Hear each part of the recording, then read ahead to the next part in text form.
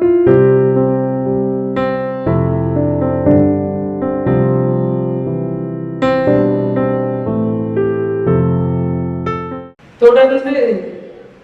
திருப்பாவை திருவெண்பாவை ஒவ்வொரு வருடமும் பொருளை சிந்தித்துக் கொண்டு வருகிறோம். பாடலையும் பொருளையும். இந்த மார்கழி மாதம் தனுர் மாதம். இந்த தனுர் மாதத்தில் அதை சிந்திக்கின்ற பொழுது நமக்கு பலன் என்பது அதிகமாக கிடைக்கிறது. இன்னொன்று சிவபெருமானையும் நாராயணரையும் நாம் சிந்திக்கக்கூடிய ஒரு பாக்கியம் கிடைக்கிறது. இந்த மாதங்களில் நான் மார்கழியாக இருக்கிறேன் என்று பகவான் கீதையில் சொல்லுகிறார்.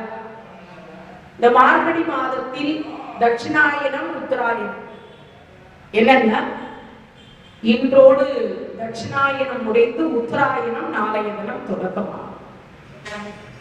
அப்ப அந்த உத்தராயண காலம் வருகிற பொழுது பகல் பொழுது தேவர்களுக்கு. இப்ப இந்த விடியற் காலை பொழுது பிரம்ம முகூர்த்தம் முடிக்கிற பொழுது, அதனால சொல்றதுதான் கை பிறந்தால் வழி பிறக்கும். எல்லாருக்கும் தூங்கிட்டு இருக்கும் போது எந்த வேலையும் செய்ய முடியாது. ஆனா விழித்துக் கொண்டிருக்கிற பொழுது எல்லா வேலையும் செய்யலாம். தேவர்கள் விழித்துக் கொண்டிருக்கக்கூடிய காலமாக இருக்கிறது.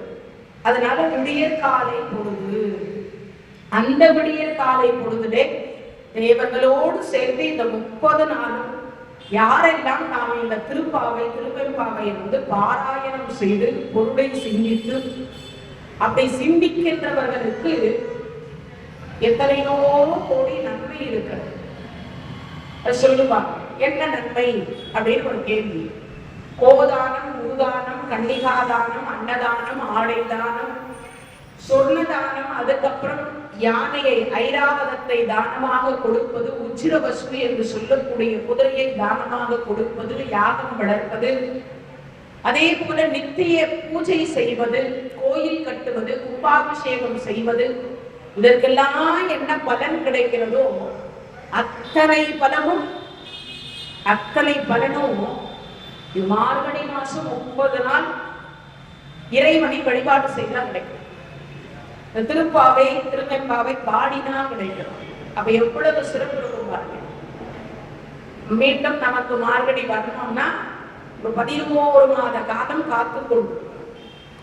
ஆனா இந்த மார்கழி மாசம் நிறைவு நாள் இன்னைக்கு போகி பண்டிகை. அனைத்து அடியார் பெருமக்களுக்கும் பொங்கல் வாழ்த்துக்களை கூறி, இந்த போகி பண்டிகை என்பது எப்படி தொடங்கியது நிறைய பேருக்கு தெரியாது. போகி பண்டிகைன்னா என்னன்னு தெரியாது. ஏதோ பழையன கடிதலும் புதியன புகுதலும் அது மட்டும் தான் தெரியும் நமக்கு. அந்த பழமொழியை தவிர வேற ஒன்றும் தெரியாது.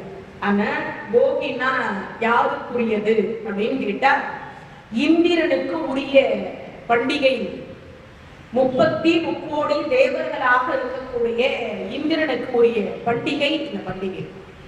இந்த பண்டிகையை எதனால் செய்கிறோம்னா, 33 தேவர்கள் நமக்கு திருவருளை தந்தால் தான் வருண பகவான் மழை தரணும், சூரிய பகவான் வெளிச்சத்தை தரணும், சந்திர பகவான் நமக்கு வளர்வரை தேய்வரையை தரணும்.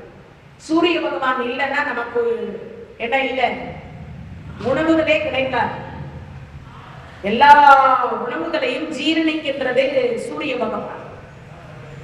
எல்லா உணவையும் விளைவிக்கக்கூடியவன் சூரிய பகவான். அதனால இந்த 33 தேவர்களுக்கு நன்றி செலுத்தும் விதமாக இந்த போகி பண்டிகை. அப்பனா என்ன அர்த்தம்னா, இன்னொரு அர்த்தம், இன்னைக்கு சாயங்காலம் 6 மணிக்கு போல இந்த வீடுகளை எல்லாம் சுத்தம் செய்து எல்லாம் தேவையற்றதெல்லாம் நம்ம ஒதுக்கி வச்சுட்டு, நம்ம வீட்டுல இருக்கிற பொருளை தேவையற்றதை மட்டும் ஒதுக்குறோம். ஆனா நம்ம மனசுல இருக்கக்கூடிய தேவையற்ற அழுக்கை ஒழுக்குவதே கிடையாது. அதுக்கு வந்ததுதான் இந்த போகி பண்டிகை. பகவான் கிருஷ்ண அவதாரம் எடுத்தார், எல்லாருக்கும் தெரியும். அந்த கிருஷ்ண அவதாரத்திலே ஒரு நிகழ்வு நடந்தது. இந்திரனுக்கு பூஜை செய்யலாம் அப்படின்னு நந்தகோபுரம், வசுதேவரும் மற்றும் இருக்கக்கூடிய கோபுரியர்களும் புறப்படுறாங்க. அப்ப பகவான் சொல்றார், இயற்கைக்கு முதல்ல பூஜை பண்ணுங்க, அப்புறம் இந்திரனுக்கு பூஜை பண்ணலாம் அப்படின்னு சொல்றார். இதை கேட்ட உடனே இந்திரனுக்கு கர்ப்பம் வந்துட்டு, கோபம் வந்துட்டு, இடி மின்னல் புயல் காற்று என்று மழையை கொட்டி தீர்க்கிறார். அப்படி கொட்டி தீர்த்த அடுத்த வினாடி பார்த்தா எங்கேயும் மாடுகளுக்கு மேயறதுக்கு போக முடியல, சிறுவர்கள் எங்கேயும் போக முடியல. இப்படியே போயிட்டே இருக்கும் பொழுது பகவான் பார்த்தார், எல்லாம் நீர்ல குளிர்ல ரொம்ப என்ன நமக்கு தொடர்ந்து மழை பெய்ஞ்சுட்டே இருந்தா என்ன ஆகும், சூரிய ஒளி இல்லைன்னா என்ன ஆகும், எல்லாமே கஷ்டமாயிடும் இல்லையா. மாடுகள், கன்றுகள், மனிதர்கள் எல்லாரும் கஷ்டப்படுறாங்க.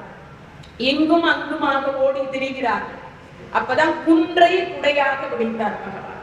ஒரு குன்றை எடுத்து, கோவர்த்தனகிரி என்ற குன்றை எடுத்து குடையாக பிடித்தார்.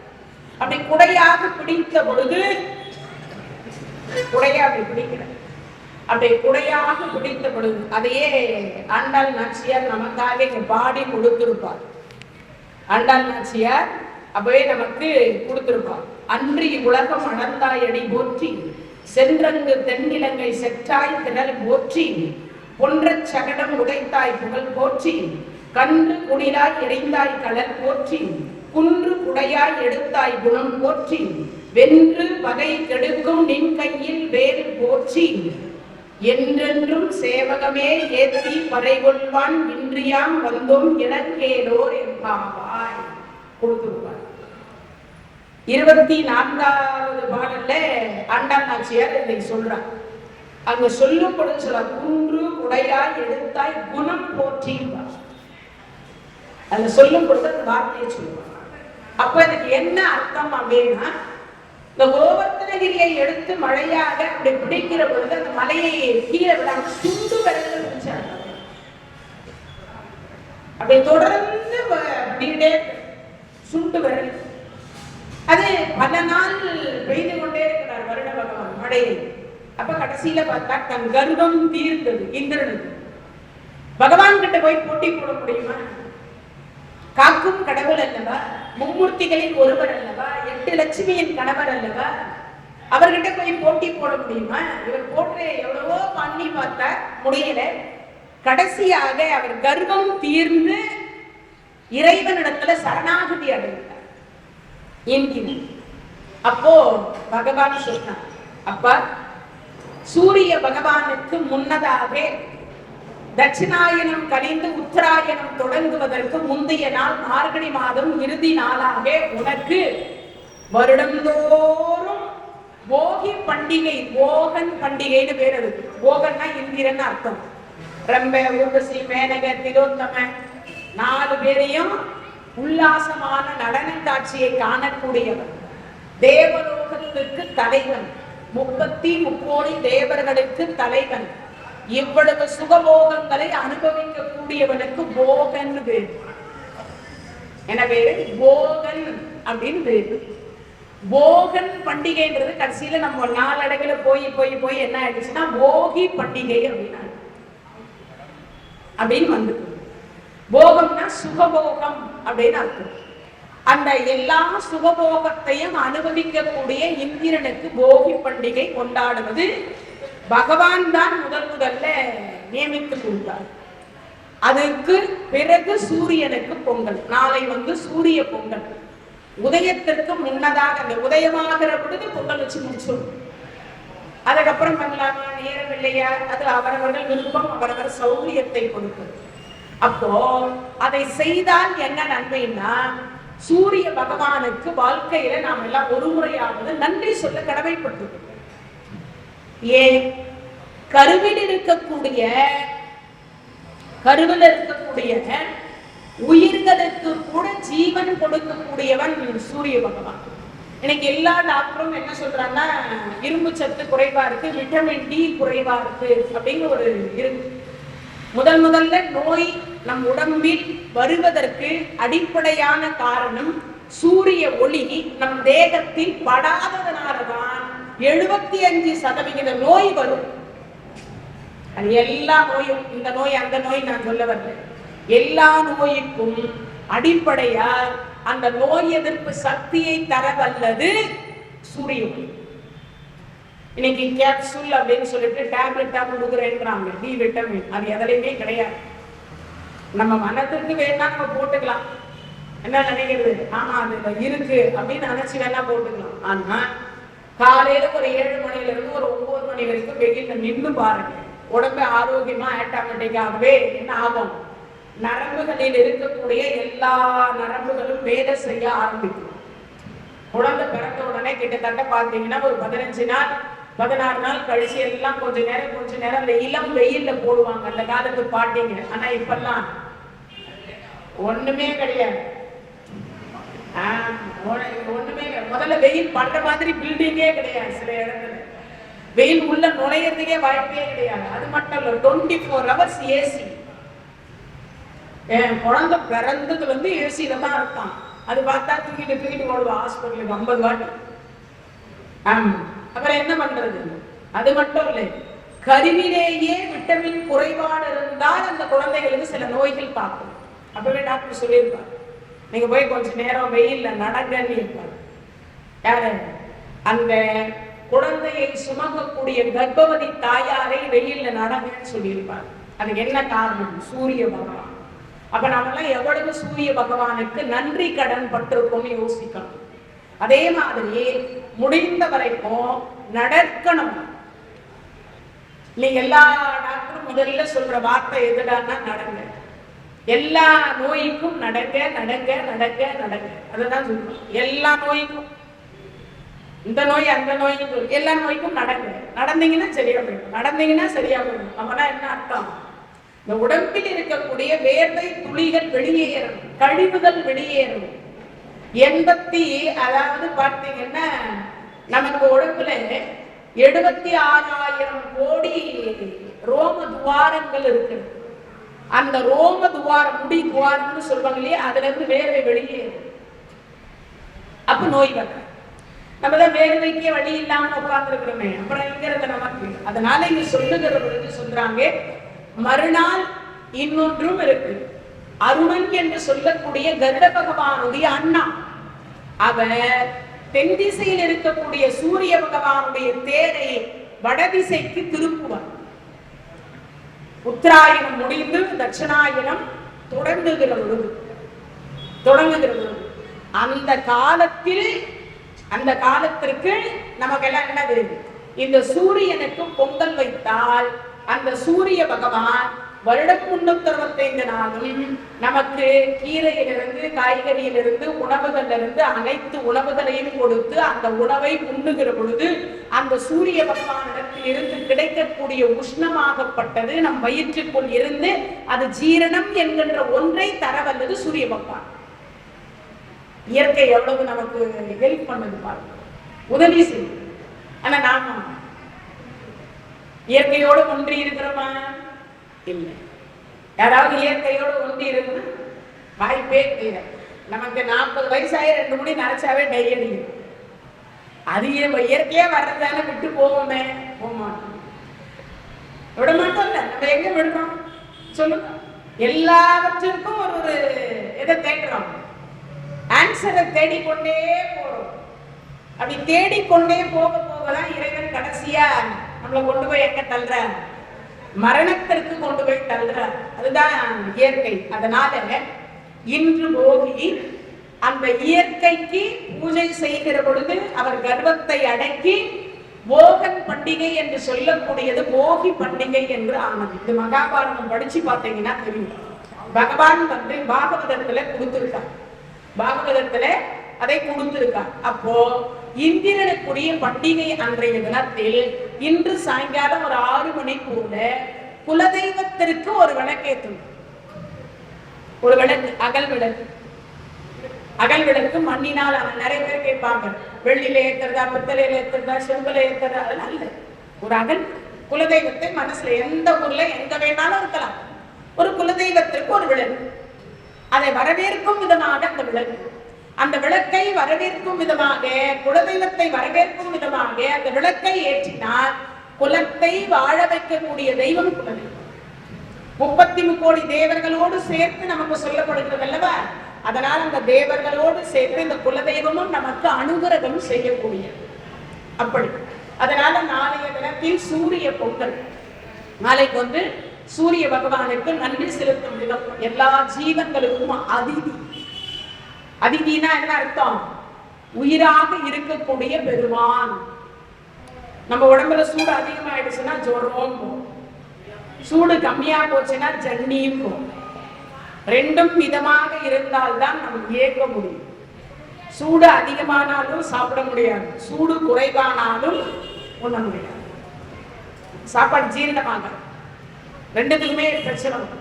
அப்ப மிதமாக இருந்தா மட்டும்தான் இந்த உடம்பு இயங்கும் என்பது பொருள்.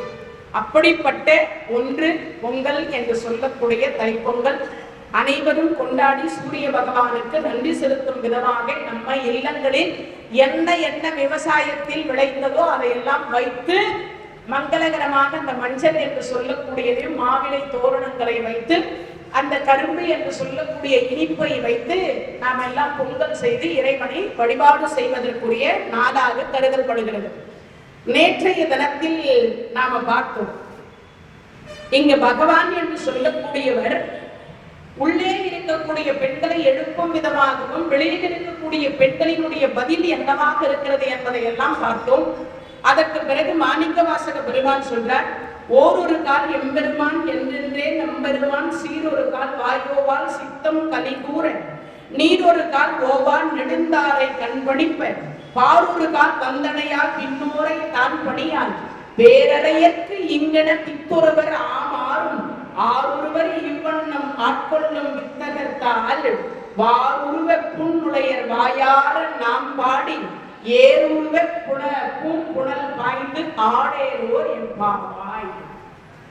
ஒரு கால் எம்பெருமான் என்றென்றே நம் பெருமான். இந்த உலகத்தில் பெருமாளாக இருக்கக்கூடியவர் சிவபெருமான். அந்த சிவபெருமானை வாயார சதா சொல்லிட்டே இருப்பாங்க. என்ன சொல்லிட்டு இருப்பாங்க? வாயார சொல்லுவது என்ன நாமமா இருக்கணும்? சிவாய நம என்று சிந்தித்திருப்போருக்கு அபாயம் ஒரு நாளும் இல்லை.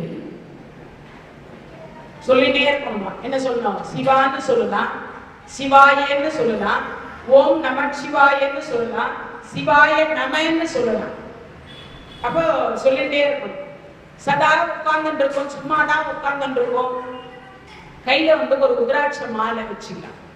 அதை வச்சுக்கிட்டே டிவி பார்த்துக்கிட்டே இருக்கலாம், ஏதோ ஓடின்னு இருக்கு. ஆனா நம்ம மனம் என்ன சொல்லணுமா? அந்த ஒவ்வொரு மணியை தள்ளி கொண்டே ஒவ்வொரு உதிராட்சத்தை தள்ளி கொண்டே சொல்லலாம். என்னன்னு? ஸ்ரீராம ஜெயம் சொல்லலாம், ஓம் நம சிவாய, ஓம் நமோ நாராயண. உங்களுக்கு எந்த கடவுள் பெயர் பிடிக்குமோ அந்த கடவுள், சரி எதுவும் பிடிக்கல, குலதெய்வம் பிடிக்குமா, குலதெய்வத்தினுடைய நாமத்தை சொல்லலாம். ஒரு நாளைக்கு 1,00,000 தடவை உச்சரிக்கலாம்.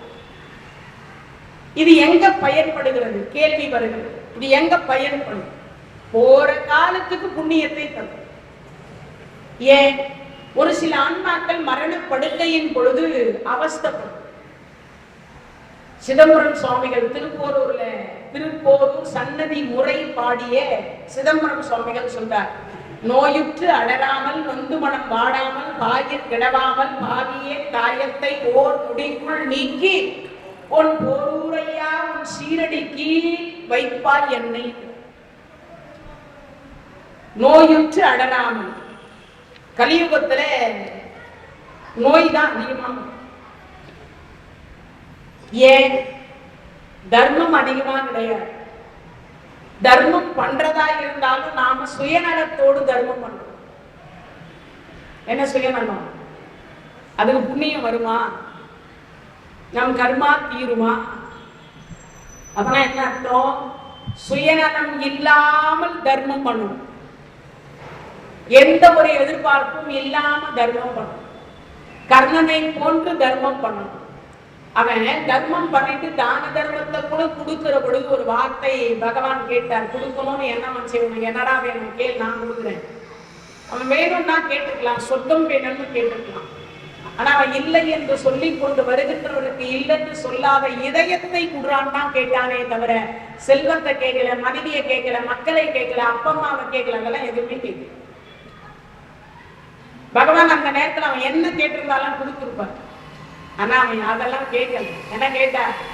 இல்லைன்னு சொல்லிட்டு வரவங்களுக்கு இல்லைன்னு சொல்லாத இதயத்தை குடு, அதை மட்டும் தான் கேட்டார். அப்போ போற காலத்துக்கு புண்ணியம் எது தரும் அப்படின்னா நாமாவளி. கலியுகத்தில் நாமாவளியை கொன்று உதவி செய்வதற்கு யாரும் இல்லை. அப்பா அம்மா அண்ணன் தம்பி உற்றார் உறவினர் யாருக்கு? வள்ளலார் சொல்றார், பெற்ற தாய்தனை மகமறந்தாலும் பிள்ளையை பெறும் தாய் மறந்தாலும் உற்ற தேகத்தை உயிர் மறந்தாலும் உயிரை மேவிய உடல் மறந்தாலும் கற்ற நெஞ்சகம் கலை மறந்தாலும் கண்கள் நின்று இமைப்பது மறந்தாலும் நற்றவத்தில் உள்ளிருந்தோங்கும் நமச்சிவாயத்தை நான் மறவேனே என்றார். நாம இறைவனை மறவாமல் இருந்தால் இறைவன் நம்மை மறக்க மாட்டார், நம்ம என்னைக்கும் மறக்க மாட்டார். அப்போ மறக்காம இருக்க வேண்டியது யாருடைய பொறுப்பு? நம்மளுடைய பொறுப்பு தானே. அதனால என்ன சொல்றார், ஓரொரு கால் எம்பெருமான் என்றென்றே நம் பெருமான். நம் பெருமான் அப்படின்னா என்ன அர்த்தம்? நம் பெருமான் என்னைக்கும் என்ன தருவாராம்? குறைன்னு சொல்றதே இல்லை. ஏன்? குற்றத்தை கூட குணமாக கொள்ளக்கூடிய ஒரு பெருமான். ஒரு முறை பிரம்மா கேட்டார், சுவாமி, நாங்கெல்லாம் செய்யக்கூடிய பாவத்துக்கு ஏற்றார் போல உயிரை நான் படைக்கிறேன், செய்யக்கூடிய பாவத்தை கேட்டார் போல செல்வத்தை தருகிறார், செய்யக்கூடிய பாவத்திற்கு ஏற்றார் போல தண்டனை கொடுக்கிறார் எவன். ஆனா நீங்க மட்டும் பொறுத்து பொறுத்து போறீங்களே அப்படின்னு அதற்கு பதில் சொல்றார் சிவபெருமான், குற்றமே குணமாக கொள்ளி. நீ எழுதிய எழுத்து சரியா இருந்தா என் குழந்தை ஏன் தவறு செய்ய போகிறது? அப்போ தவறு என் குழந்தை செய்கிறான் அப்படின்னா அதற்கு அடிப்படை காரணம் நீ எழுதிய எழுத்து சரியில்லை. நீ எழுதிய எழுத்து சரியா இருந்தா என் குழந்தை தப்பு பண்ணாங்க. அதனால சொல்ற சுந்தரமூர்த்தி சுவாமிகள் சொல்றார், பொன்னும் மெய்பொருளும் தருவானை போகமும் திரும்பும் புணர்ப்பானை பின்னை என் பிழையை பொறுப்பானை பிழையெல்லாம் தவிர பணிப்பானை இன்ன நன்மை என்று எரிகொண்டா எம்மானை எளிய வந்த பிரானேன்றார்.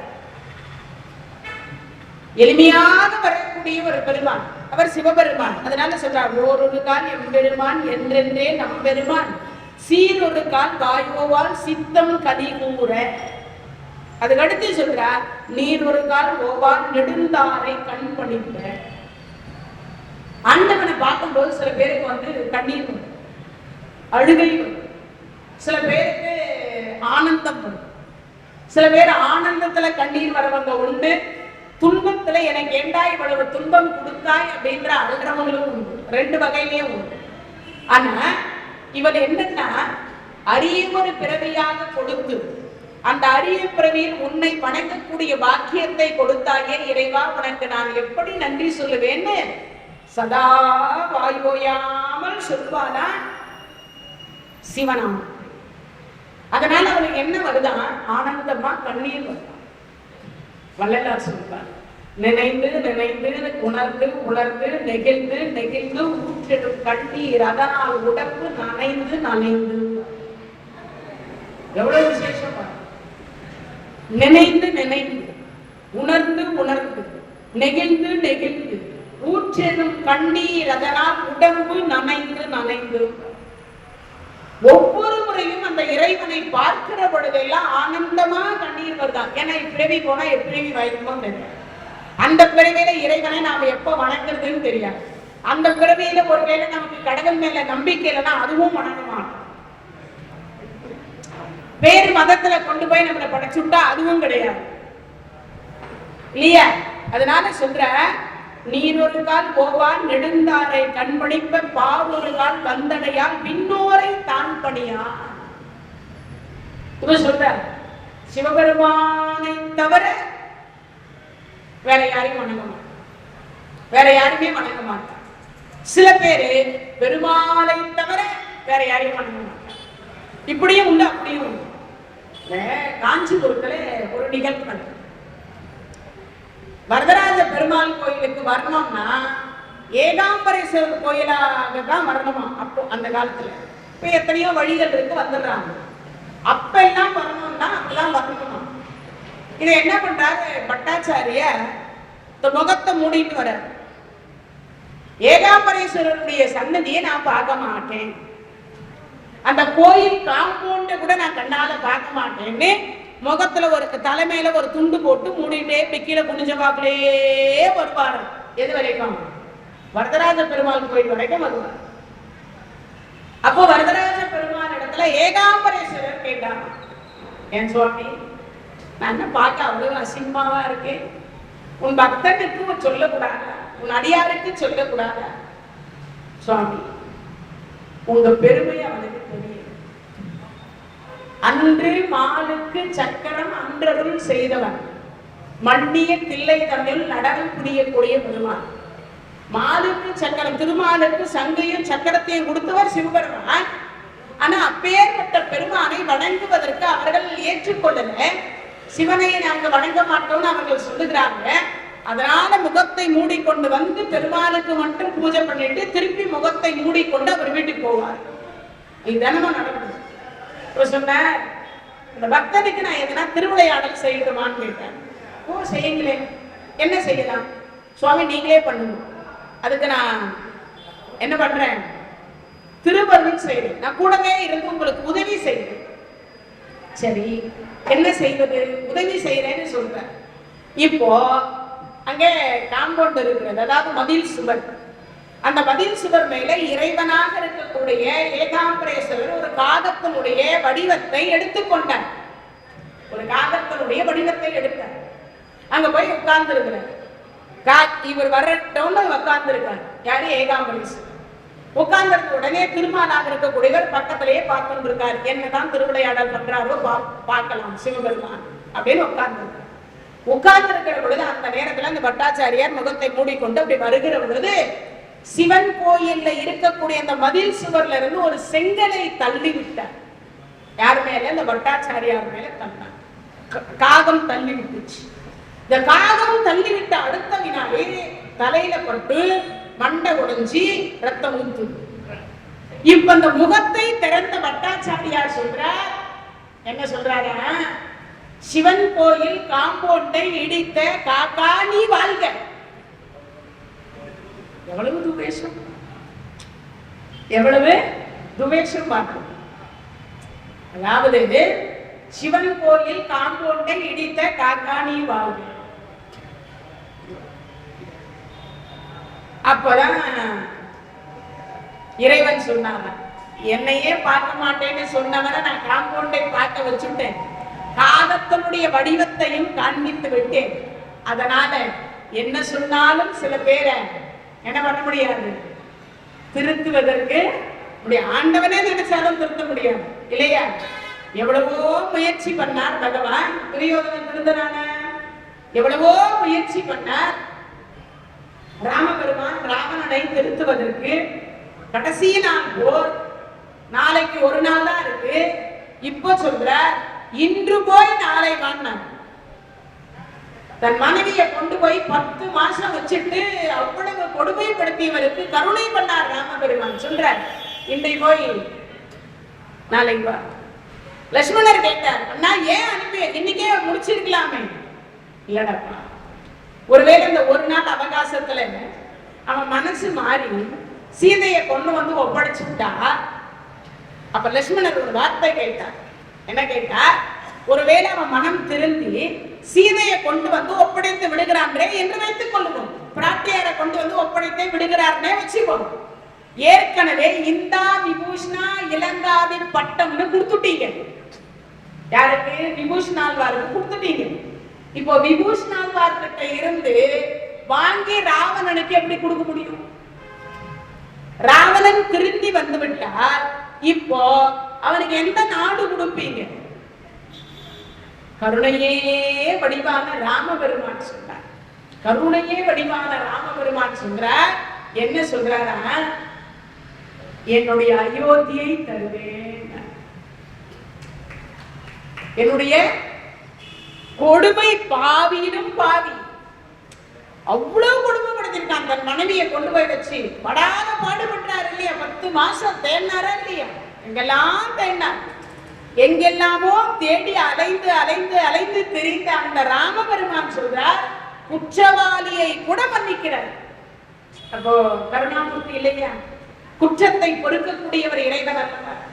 கடைசியா இது ராமபெருமான் அப்ப சொல்றார், லட்சுமணா வருத்தப்படாது, அயோத்தி எனக்கு தானே.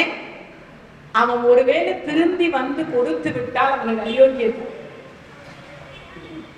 யார் சொல்லுவான்? யோசிப்பார்.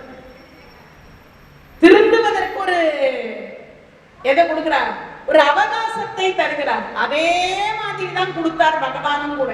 எங்க கிருஷ்ண அவதாரத்துல பாண்டவர்களுக்கு நாடு துரியோதனன் கொடுக்க மறுத்து விட்டான். மடுத்த அடுத்த வினாடி பகவான் தர்மர் கிட்ட கேட்டார், என்னப்பா என்ன செய்யலாம்? அவன் கொடுக்க மறுக்கிறான். சஞ்சய முனிவர் போனார், உலக முனிவரை அனுப்பி வச்சாங்க, ஒண்ணும் பண்ண முடியல. இப்ப என்ன செய்வது? அப்ப இவர் சொல்றார், என்ன பண்ணியும் பிரயோஜனம் இல்லை கிருஷ்ணா, நாங்க கூப்பிடும் போதெல்லாம் எங்களுக்கு வந்தேன். இப்ப என்னுடைய கருத்தாக இருக்கக்கூடியதை போய் நீயே தெரிவிச்சிடு. என்ன தெரிவிக்க? சாம பேத தான தண்டம் 4 வித உபாயத்தின் மூலியமா எங்களுக்கு நாடு வாங்கி கொடுன்னு கேள்வி. அது என்ன சாம பேத தான தண்டம்? சமாதானமா நாடு கேட்டுப்பாரு. பாதி நாடு கொடுத்தா வாங்கிப்போம். சரி கொடுக்கலன்னா அங்க யார் என்ன கொடுக்க விடாம தடுக்கிறாங்களோ அவங்கள பேதப்படுத்தி ஒத்தி வச்சு, சரி அதையும் தாண்டி ஒரு 5 ஊரு கேளு. சரி அதையும் கொடுக்கலன்னா 5 வீடு கேளு. அதையும் கொடுக்கலன்னா அது போல் வேண்டும்னார் தர்மராஜா. எது போல் வேண்டும்? சண்டைய கூட சமாதானமா கேளு, கோபமா கேட்காது. வேண்டும். யாருக்கிட்ட நாம எல்லாம் வேண்டுதல் வைப்போம்? தெய்வத்துக்கிட்ட தானே வேண்டுதல் வைப்போம். அந்த தெய்வமே போய் துரியோதன கிட்ட வேண்டும்னார் தர்மராஜா. சண்டைய கூட சமாதானமா வேண்டி கேளுன்னார். யோசிச்சு பாருங்க. பகவான் அதுக்கும் போனார்.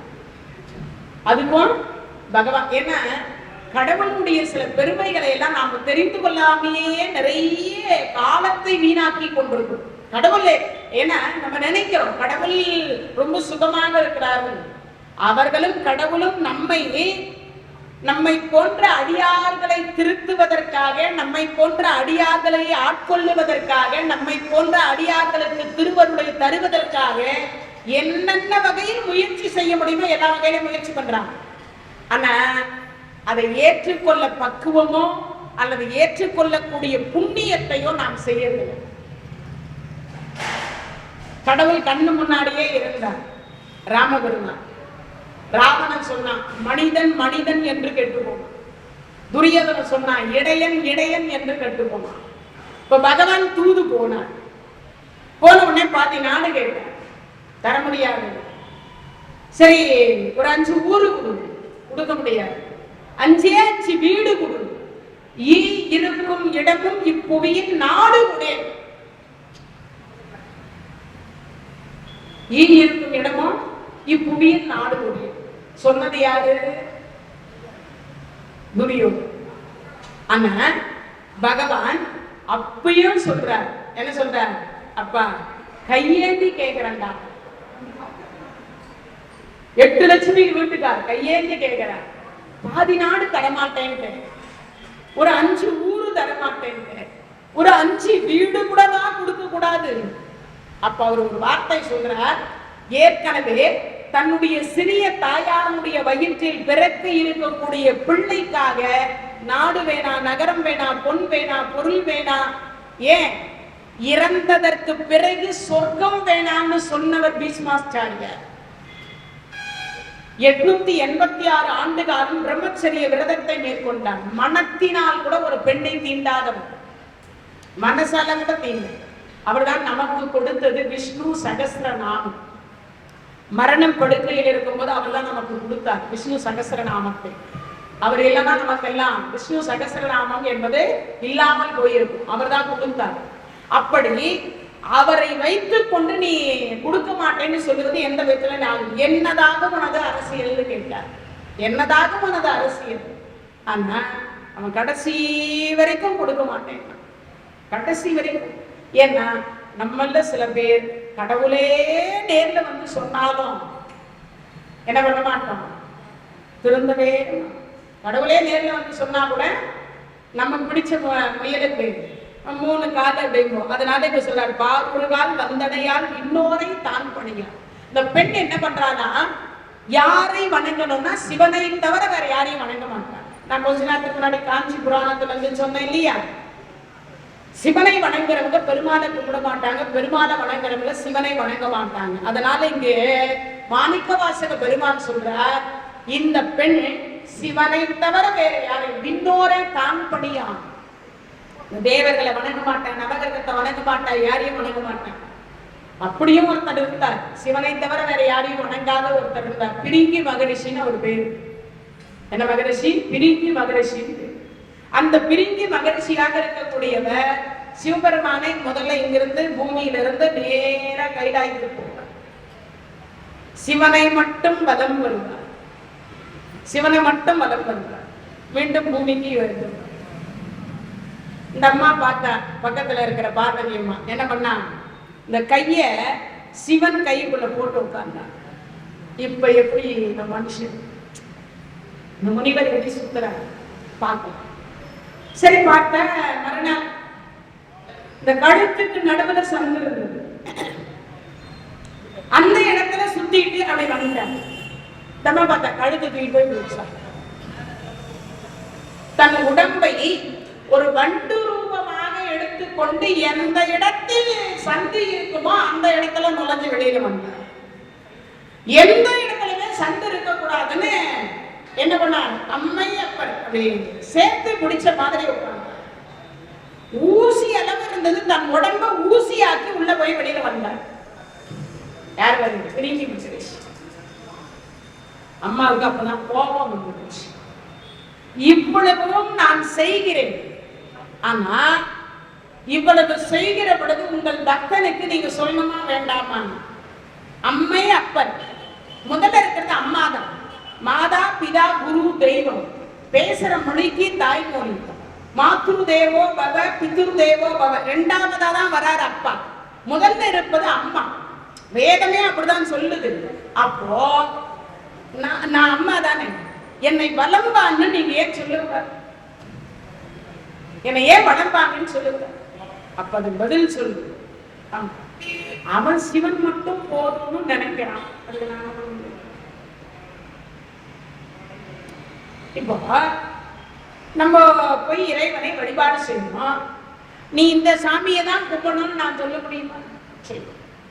அவங்களுக்கு என்ன பிடிக்கிறதோ. அதனாலதான் அருள் ஒன்றுதான், உருவங்கள் வேறு வேறு, பெயர் வேறு வேறு, ஆனா திருவருள் ஒன்றுதான். நமக்கு தெய்வம் ஒன்றுதான். அது பெருமாளும் அவரே தான், சிவபெருமானும் அவரே தான், அம்பாலும் அவங்கதான், முருகரும் அவர் தான், பிள்ளையாரும் அவர் தான், ஆஞ்சநேயரும் அவர் தான், ராமரும் அவர் தான், கிருஷ்ணரும் அவர், எல்லாம் அவரே தான். பார்மகள பெருசெல்லாம் இல்லை, திருவருள். அப்போ எனக்கு எந்த உருவம் பிடிக்கிறது? ஏன்னா சில பேருக்கு புளியோதரை பிடிக்கும், சில பேருக்கு சக்கரை பொங்கல் பிடிக்கும், சில பேருக்கு தயிர் சாதம் பிடிக்கும், சில பேருக்கு வெண்பொங்கல் பிடிக்கும். ஒவ்வொருத்தருக்கும் ஒவ்வொன்று பிடிக்குமா? எல்லாருக்கும் எல்லாமே பிடிக்கும்னு சொல்ல முடியாது இல்லையா? அப்போ பல வடிவங்களை இறைவன் எடுத்துக்கொண்டார். தங்கம் கெட்ட கேடு பல வடிவம் எடுக்கலையா? கம்பல், மூக்குத்தி, செயின், வளையல், மோதிரம், கொலுசு, ஒட்டியானம், என்னென்னமோ எடுக்கா இல்லையா? ஒரு தங்கமே எடுக்கிற பொழுது ஆண்டவன் எடுக்க கூடாதா? எடுக்கலாம் இல்லையா? கீதையில் பகவான் சொல்லுகிறார், முக்தி தரக்கூடிய கடவுளில் நான் சங்கரனாக இருக்கின்றேன், மரங்களில் நான் அரச மரமாக இருக்கிறேன், கசப்புகளில் நான் வேப்ப மரமாக இருக்கிறேன், அர்த்தநாரீஸ்வர மரங்களில் நான் வண்டிய மரமாக இருக்கின்றேன், சிவனை பூஜிப்பதில் நான் வில்வமாக இருக்கின்றேன், திருமாலை பூஜிப்பதில் நான் துளசியாக இருக்கின்றேன், மலைகளில் நான் மேருமலையாக இருக்கின்றேன், பாம்புகளில் நான் வாசுதியாக இருக்கின்றேன். அவர் ஒவ்வொன்னா அப்படியே சொல்லி வராங்க. காற்றுல நான் வாயு பகவானாக இருக்கிறேன், மழை பெய்வதில் வருட பகவானாக இருக்கிறேன். அப்போ ஒவ்வொன்றிலும் புனிதமான நீர்களில் நான் கங்கையாக இருக்கின்றேன். எல்லா சொருபமும் இறை சொல், எல்லாவற்றிலும் இறைவனை நாம காணணும். அப்போ எல்லாவற்றிலும் இறைவனை காண்பது யார் வழி? நம்ம வழிதானே, நாம தானே காண வேண்டும். ஆனா இங்க விண்ணோரை தான் பணியா. ஏன்? ஒரு கடவுளை கெட்டியா பிடிச்சுக்கணும், ஒரே கடவுளை கெட்டியா பிடிச்சுக்கணும். பெருமாளை கும்பிட்டா நிறைய கொடுப்பாரா, ஆஞ்சநேயரை கும்பிட்டா நிறைய கொடுப்பாரா, விநாயகரை கும்பிட்டா நிறைய கொடுப்பாரா, இப்ப புதுசா வாராகி அம்பாரா கும்பிட்டா நிறைய தருவாரா, கால பைரவரை கும்பிட்டா நிறைய தருவாரா? இப்படிதான் போயிட்டு இருக்கு நம்ம பக்தி எல்லாம். அதுக்கப்புறம் பார்த்தீங்கன்னா அண்ணாமலையாரை இப்ப நிறைய வணங்குறாங்க. திருச்செந்தூர் முருகப்பெருமான நிறைய வணங்குறாங்க. அறுவடை வீட்டுல திருச்செந்தூர் முருகப்பெருமான் கோயில்ல தான் அவ்வளவோ கூட்டமா இருக்கு. அப்ப மற்ற 5 படைகள்ல திருவருள் இல்லையா ஒரு கேள்வி. அப்ப அங்கெல்லாம் முருகர் இல்லையா? திருத்தணியில பக்கத்திலே இருக்காரு இல்லையா? சுவாமி மலையில இல்லையா? பழமுதிர் சோலையில இல்லையா? எல்லா இடத்துலயும் இருக்காரு தானே முருகன். திருப்பரங்குன்றத்துல இல்லையா? எல்லா இடத்துலயும் முருகர் தானே, அதே முருகர் தானே. அப்ப என்ன அர்த்தம்? நம் பக்தி என்பது மனம் என்பது வேறுபடுகிறது, அவ்வளவுதான். ஏன் நம்ம மனசுல தான் திருப்தியை அடைய மாட்டேன்றமே, எவ்வளவு கொடுத்தாலும் திருப்தி அடைய மாட்டேன்றமே, என்ன செய்தாலும் திருப்தி அடைய மாட்டோன்றமே, அதைத்தான் இங்கு சொல்லுகிறார். அப்பனா என்ன அர்த்தம்? ஓரொரு கால் எம்பெருமான் என்றென்றே நம்பெருமான் சீரொரு கால் வாயோவால் சித்தம் கலிகூற நீரொரு கால் வாயோவா நீரொரு கால் ஓவான் நெடுந்தாரை கண்படிப்ப மாறொரு கால் தந்தனையால் விண்ணோரை தான் பணியார். அப்போ வானவர்களை தேவர்களை அந்த என்ன பண்ண மாட்டான், வணங்க மாட்டார். வேறறையற்கு இங்கென பித்தொருவர் ஆமாறும். இப்பயும் சில பேர் நேரா வருவாங்க, கோயிலுக்கு வருவாங்க. அவங்களுக்கு எல்லா கடவுளையும் பிடிக்கும், எல்லா கடவுளையும் விழுந்து விழுந்து விழுந்து கும்பிடுவாங்க. இவங்கதான் அந்த கடவுள் இந்த கடவுள் எல்லா கடவுளையும். அப்படி எல்லா கடவுளையும் பேரறையற்கு இங்கென பித்தொருவர் ஆமாறும். இறைவன் மேல, ஏன்னா நாமெல்லாம் சிலது மேல பித்தா இருக்கு. சில பேருக்கு சாப்பாட்டு மேல பித்து, சில பேருக்கு புடவை மேல வேட்டி மேல பித்து, சில பேருக்கு நகை மேல பித்து. பித்துன்னா என்னது? பைத்தியமா இருக்கு. சுந்தரமூர்த்தி சுவாமிகள் பார்த்தாரு இல்லையா, இறைவனை பித்தா பேசுமுடி பெருமானே அருளாதா பாடுறாரு இல்லையா. பித்துன்னா பைத்தியம்னு அர்த்தம். என்ன அர்த்தம்? பைத்தியம். அப்போ பித்தொருவர் அப்படின்னா என்ன அர்த்தம்? அந்த அம்மா சிவன் மேல பைத்தியமா இருக்கான்னு அர்த்தம். என்னவா இருக்கா? பைத்தியமா இருக்கா. அப்போ ஒரே கடவுளை பிடிச்சி அந்த கடவுள் மேல நம்மால முடிந்த வரைக்கும் எந்த அளவுக்கு அன்பு செலுத்த முடியுமோ, பக்தி செலுத்த முடியுமோ, அந்த ஒரே கடவுள் தெய்வம் ஒன்று என்று இரு, ஒன்று என்று இரு. தெய்வம் ஒன்றுன்னு இரு, தெய்வம் ஒன்று என்று இரு. எல்லா கடவுளும் ஒண்ணுதான். இந்த கடவுள் அந்த கடவுள் அதை இங்க சொல்லும். பேரறையற்கு இங்கென பித்தொருவர் ஆமாறும். அப்போ பித்தாக இருக்கிறார். யார் மேலே? அந்த சிவபெருமான் மேலே. இந்த உள்ளே உறங்கிக் கொண்டிருக்கக்கூடிய பெண் பித்தாக இருக்கக்கூடிய ஒரு பெண் பித்தா இருக்கிறார். அப்ப நாமெல்லாம் எவ்வளவு இருக்கணும்னு யோசிச்சு பாருங்க. ஆண்டவன் மேல நம்மளாம் எவ்வளவு என்னவா இருக்கணும்? பக்தியோடு இருக்கணும், பைத்தியமா இருக்கணும். சில பேர் சொல்லுவா விழுந்து விழுந்து சாமி கும்பிடுறது, ஆனா என்ன இருக்காது? தூய்மை இருக்காது. அந்த பக்தியில என்ன இருக்காது? தூய்மை இருக்காது.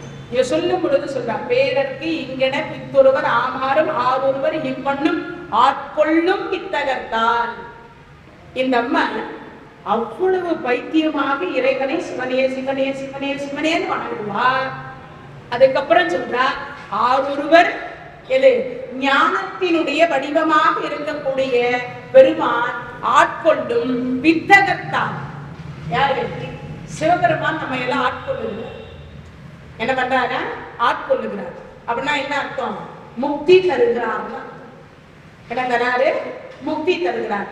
பிறவா யாக்கை உடையவன். அதனாலதான் முதல்ல பாடும் பொழுதே சொல்றார், ஆதியும் அந்தமும் எல்லா அருள் பெரும் ஜோதியை யாம்பாட கேட்டேயும் அப்படின்னு சொல்லி.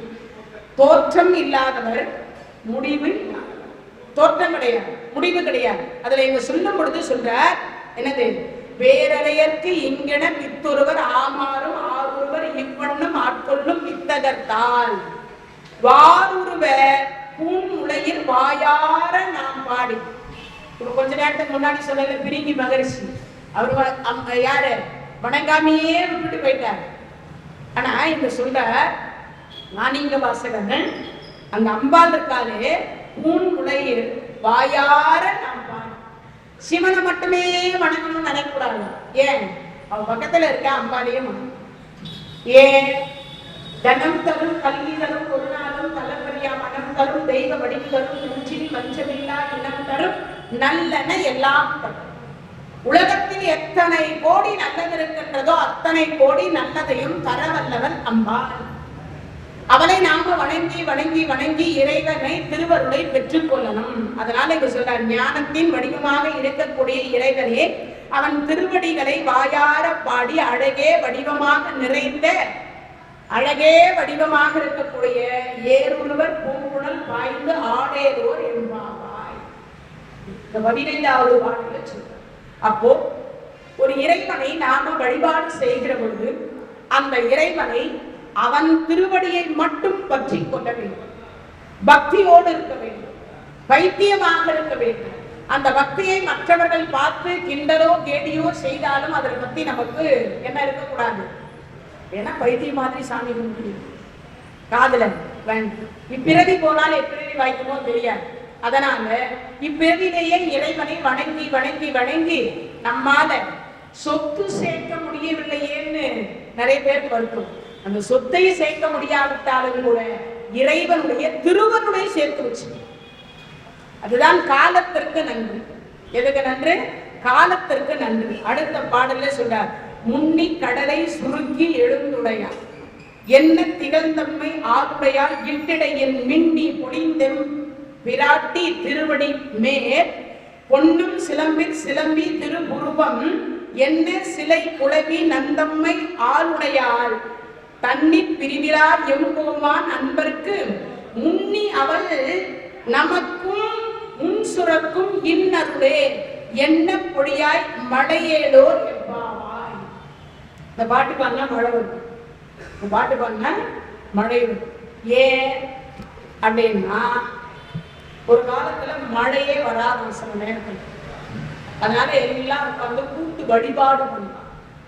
மழை இல்லாத நேரத்துல இந்த பாட்டு பாடி வழிபாடு செய்யலாம். மழை இல்லாத நேரத்துல சுந்தர காண்டம் படிப்பான். சில இடத்துல உட்கார்ந்து மழை இல்லைன்னா சுந்தர காண்டம் பாகவதம் படிப்பான் உட்கார்ந்து. அதே மாதிரி மழை இல்லைன்னா விராட பருவம் என்று ஒரு பருவம் இருக்கு. எதுல? மகாபாரதத்துல விராட பருவம் என்று ஒரு பருவம் இருக்கு. அந்த விராட பருவத்தை படிப்பான் உட்கார்ந்து. விராட பருவம் படிச்சா இன்னைக்கும் மதம் மனம் உருகி படிக்கணும்.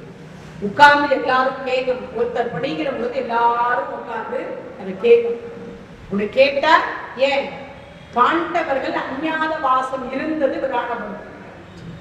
ஓராண்டு காலம் யாருக்கும் தெரியாம உலகத்தவர்கள் யாருமே இவர்கள் தான் பாண்டவர்கள் என்று கண்டுபிடிக்க முடியாதபடி வாழ்ந்தாங்க. யாருமே கண்டுபிடிக்க முடியாதபடி. அப்படி கண்டுபிடிக்க முடியாதபடி வாழ்ந்து இவர்தான் நடுவர், இவர்தான் பீமராஜா, இவர்தான் அர்ஜுனர், இவர்தான் நகுலர், இவர்தான் சகாதேவர், இவர்தான் திரௌபதி கண்டுபிடிக்க. அதை விட என்ன பெரிய விஷயம் தெரியுமா? அருங்கூந்தல், நறுங்கூந்தல், பெருங்கூந்தல், கருங்கூந்தல் உச்சந்தலையிலிருந்து ஒட்டு இல்லாம பூமியை வந்து தொடுவான். அம்பாளுக்கு கூந்தல், திரௌபதி கூந்தல். அது வேற. அவ பின்னி முடிச்சு எல்லாம் போட மாட்டான். முடிச்சு எல்லாம் போடும். அவதான் தலை விழிச்சுட்டாரு. பகடை தூயும் போது விழிச்ச தலை இன்னும் முடிக்கல. துரியோதனனை இறந்ததுக்கு பிறகு அந்த உதிரத்தை எடுத்து அப்படி தடவனதுக்கு அப்புறமாக தான் முடி பேக்க சொல்லி வச்சிருக்கான், சபதம் பண்ணியிருக்கான். அதனால முடிக்க முடியும். அவரை கண்ட உடனே இவதான் திரௌபதின்னு கண்டுபிடிச்சிருக்கான். ஆனா கண்டுபிடிக்க முடியாத அளவுக்கு போய் பிராணராசனுடைய 2வது மனைவி சுதேத்தின இடத்துல அந்த புறத்துல போய் அந்த அம்மா வேலை செஞ்சான். முதல்ல பியூட்டி பார்லர் வச்சவ யாரான்னா அந்த அம்மா. பலவாடுறது, சந்தனை வச்சு கொடுக்கறது, பின்னல் பின்னது, பூ தொடுத்து கொடுப்பது, புடவை உடுத்துவது, இந்த வேலையெல்லாம் அந்த அம்மா அவளுக்கு உட்கார்ந்து செய்தார். யாரு? இந்த அம்மாவுக்கு 1000 வேலைக்காரி இருந்த காலம் ஒரு காலம். இந்த அம்மா போய் ஒரு இடத்துல வேலைக்காரியாக பணிவிடை செய்ததும் ஒரு காலம். வாழ்வு ஒரு காலம், தாழ்வு ஒரு காலம். நீங்க சொல்லுகிற பொழுது சொல்றார், முன்னி கடலை சுருக்கி எழுந்துடையார். இந்த கடல் அப்படியே வெயில் காலத்துல அப்படி மேல போகும், ஆவியா. அப்படி ஆவியாக போகிற பொழுது முன்னி கடலை சுருக்கி எழுந்துடையார் என்ன திகழ்ந்தம்மை ஆளுடையால் இட்டிடையன். இந்த அம்பாள் உடுத்தின்னு இருக்கா பாருங்க, இடையில மேகலாபரணம் என்று ஒன்று உடுத்தின்னு இருப்பான். அதுக்கு பேர் ஒட்டியானம்னு நாம சொல்லுவோம்.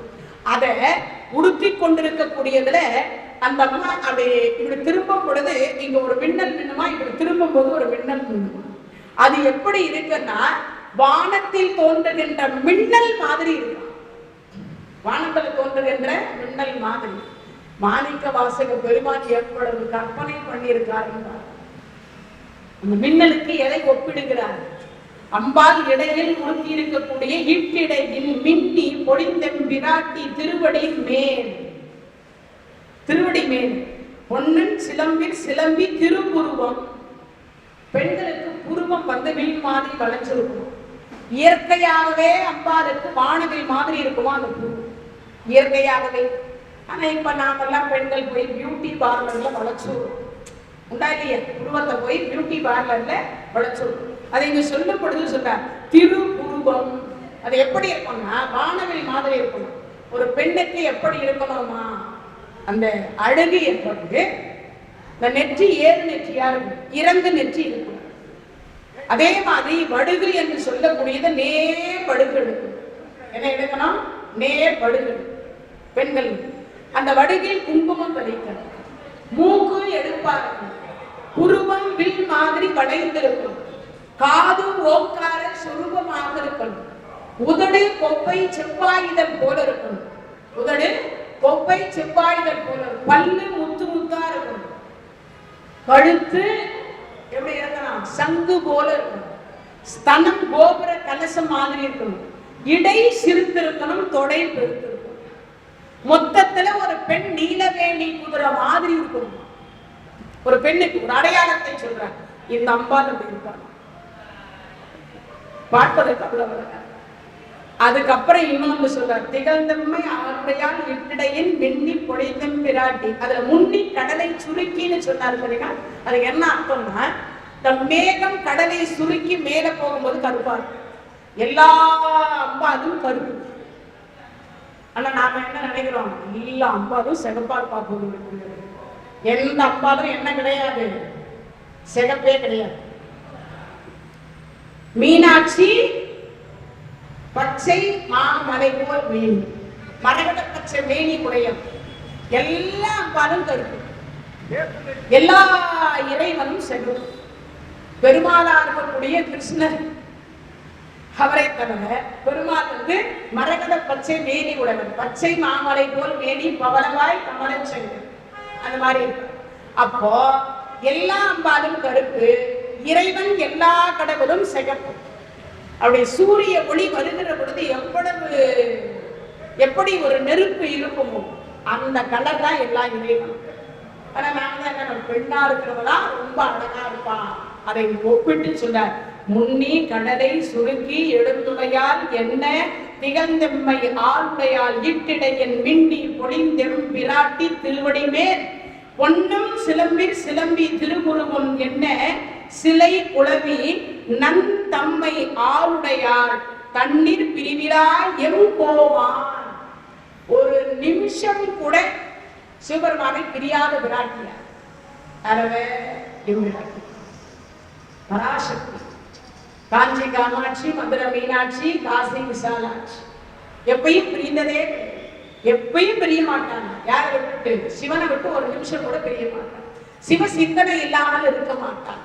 சிவ சிந்தனை இல்லாம எப்பொழுதும் இருக்க மாட்டாங்க. வேறுபட்ட பிராட்டியார். அப்போ அந்த பிராட்டியார் இந்த சிவனை வணங்குகிற பொழுது, நீராடுகிற பொழுது, அந்த நீரை குடைந்து விளையாடுகிற பொழுது நம்மை ஆட்கொள்ளும். யாரவ? நம்மை எல்லாம் ஆட்கொண்டு அருளும் ஆளுடையார். யாரவ? அம்பா. அம்பால என்ன பண்ணமா? மேகமே கடலை நெருங்கி நீரை முகர்ந்து கடலில் இருந்து மேலே எழுவது போல உமாதேவியாருடைய சிற்றிடை மின்னி எம்பிராட்டி திருவடியில அணிந்திருக்கக்கூடிய சிலம்பு அவ்வளவு தகதகன் இருக்குமா? திருப்புருவம். அவள் அடிமை உடைய எம்பிராட்டி விட்டு பிரியாத எம்பெருமான்.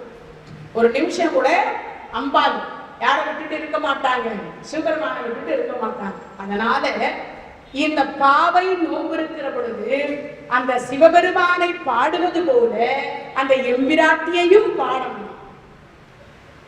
யார் பாடணும்? அந்த எம்பிராட்டியும் பாடணும். பூத்தவரே புவனம் 14 பூத்தவண்ணம் காத்தவரே பின் கடந்தவரே கரை கண்டனுக்கு மூத்தவரே என்றும் மூவா முகுந்தருக்கு இளையவரே மாத்தவரே உன்னை அன்றி மற்றோர் தெய்வம் வந்திப்பதே.